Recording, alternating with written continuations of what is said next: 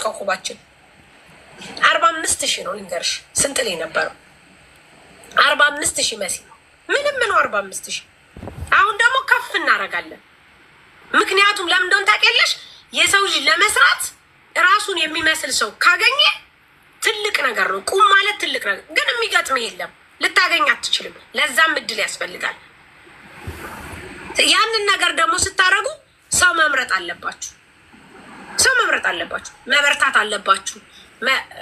ሳርጌ ቁባ ይኸውልሽ፣ እኔ መጀመሪያ ማለት ነው እቁብ ማለት ነው። አዎ እቁብ ትገባላችሁ። 10 ሆናችሁ 15 ሆናችሁ ትገባላችሁ።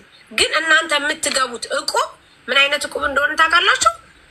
ላይክ የሚጥል ሰው የሚጥል የምታውቁት ስራ ያለው ነው የምትሉት እቁብ በጣም ጥሩ ነገር ነው፣ ግን አያገጣጥምም ጋይስ።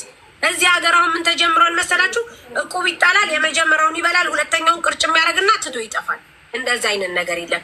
በፊርማ በማረጋገጫ በስነ ስርዓት ስምሽ ተጽፎ ነው።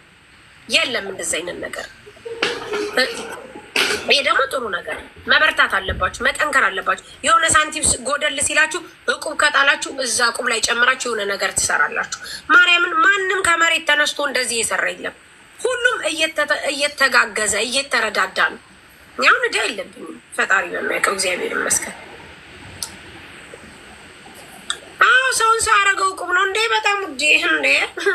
እቁብ ምርጥ ነገር ነው ማሬ፣ በጣም ነው። ከፈቱ አሉን እንጂ መክፈት አቅቷቸው ነው ቁጭ ያሉት እናጀሪዎች። የት አለ ማሬ? እቁቡን የሚገባ ሰው የት አለ? ሲጀመር ማሰባሰብ እኮ ይጠይቃል እኮ ዳኝነት፣ ኃላፊነት ይጠይቃል ማሬ፣ ኃላፊነት ይጠይቃል።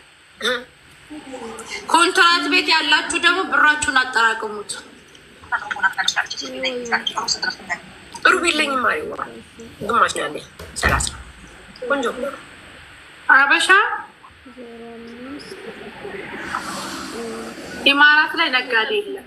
ውጡ፣ ሁላችንም አብረን እንሰራለን። ግማሹ ሂማኒር ወደ ኢትዮጵያ የህፃናት ልብስ ከዴይ ቱ ዴይ ከየትኛው ብራንድ ካምፓኒ ወስደው ልብሱን የሚያከፋፍሉ እንዴ? መሲ ዛሬ የሚታከል ጸጉር እንኳ ዋጋ አውጥቶ እኮ 100 ድራም ይሸጣል። ይሄ እዚህ ጋር ከኋላ የሚደረግ ጸጉር ስንት እንደሚመጣ ታውቂያለሽ? እንግዲህ እሱ ለምን እመቤቴን እሱ እንኳ ይሄ የሚደፋ ጸጉር ምናምን ጸጉር ጌጥ ምናምን ዋጋ አውጥቶ እንኳ እየተሸጠ እኮ ነው ጋይስ። ምክንያቱም እናንተ ከሰራችሁ ምንም የማትይዙት ነገር አይኖርም።